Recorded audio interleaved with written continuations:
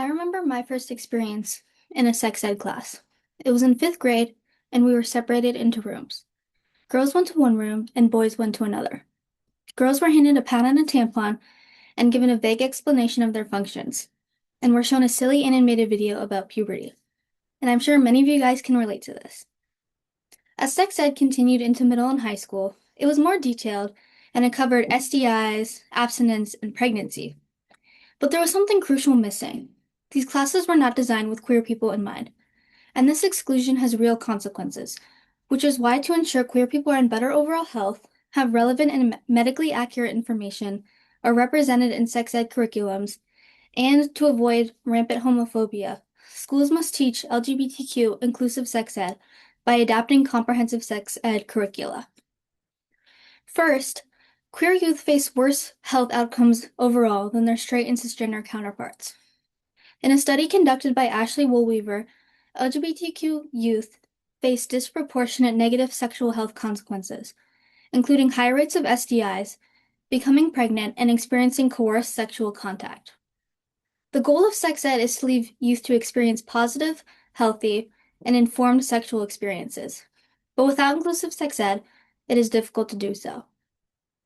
This is why inclusive sex ed is important to prevent sexual coercion and abuse. But besides just physical health, queer youth also face worse mental health outcomes. The National Organization of Women found that youth who identify as lesbian, gay, or bisexual are more than 4 times as likely to have attempted suicide than their straight peers. And being left out of sex ed is one significant factor contributing to these health disparities among queer youth, and it is certainly preventable. We know that poor mental health outcomes are preventable from a study conducted by Jennifer Tran and her colleagues. This study found that students living in states with LGBTQ inclusive sex ed had significantly lower odds of depressive symptoms, suicidal thoughts, and making a suicidal plan. Additionally, queer youth disproportionately feel that regular sex ed is not relevant nor medically accurate to their identities. When I was questioning my sexuality in high school, I was often bored and left class feeling uninformed because there was often no mention of same-sex attraction or safe sex practices for gay and lesbian people. Sure, I learned what an external condom was, but for me, that was not relevant at all. This forced me to turn to the internet for answers, which is often dangerous and medically inaccurate. But I was not alone. A report by Paula Jane and her colleagues described that LGBTQ youth are far more likely to seek health information online. But unfortunately, this information is often not age-appropriate nor medically accurate, which puts LGBTQ youth at a greater risk for misinformation. In addition, LGBTQ youth disproportionately feel that they don't see themselves in sex ed curriculums. This is perpetuated through the assumptions made by the curriculum itself and by staff members who teach it. The content is often delivered in a way that assumes all students are cisgender, straight, and white. And this pattern of delivery is often especially harmful for queer students of color, where their unique intersectional experiences are almost always left out of typical sex ed curriculums. When these assumptions are made, queer students and students of color are forced to turn to alternative sources to better represent their identities, which is often isolating and, like I mentioned before, safe or unsafe and medically inaccurate. Along with biased assumptions, there's a huge disparity in who actually receives inclusive sex ed. It was found in an article written by Delilah Gray that only 8.2% of students said that they received LGBTQ inclusive sex ed. When we compare this number to straight and cisgender students, this is a minuscule percentage of kids who are actually being taught relevant and accurate information about themselves.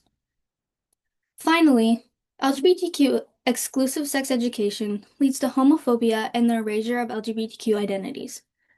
This is highly evident in U.S. law, as an article written by Christine Watkins described that only 8 states and the District of Columbia legally protect students based on their sexual orientation. That implies that the majority of states do not care about the well-being of queer students. And to make matters worse, of the 42 states without any protections in place, 8 of them completely disregard the existence of LGBTQ people in sex ed by upholding anti-LGBTQ sex education laws. And this has many implications, But most importantly, these laws open the floor for homophobia and discrimination against queer people in schools. So now that we know all the harmful effects of excluding queer people from sex ed classes, the question now is how can schools change their curricula? One way that has proven to be effective is implementing comprehensive sex ed in all middle and high schools nationwide. Comprehensive sex ed consists of 7 key topics: consent and health relationships, anatomy and physiology, puberty and adolescent development, gender identity and expression, sexual orientation and identity, sexual health, and interpersonal violence.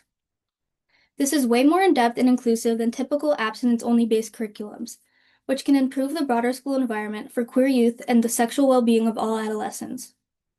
And according to a study, comprehensive sex ed curricula are associated with decreased homophobia, lower bullying, and improved mental health, as well as increased feelings of safety.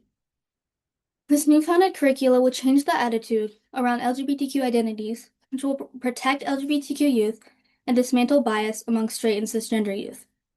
And the great thing about comprehensive sex ed is that it benefits everyone, not just queer youth. And comprehensive sex ed is proven to be effective in delaying sexual debut, increasing contraceptive use, and reducing STI and adolescent pregnancy rates. And these successes will mean that everyone, regardless of sexual orientation or gender identity, will feel safer and more educated at school. So when schools structure sex ed over strict gender binaries and heteronormative ideologies, they send a message about who really belongs. When queer people are left out of the conversation, they are not given the information they need to be safe, healthy, and represented. And everyone deserves to be educated about their bodies, which is exactly why schools must teach LGBTQ inclusive sex education, starting with comprehensive sex ed. Thank you.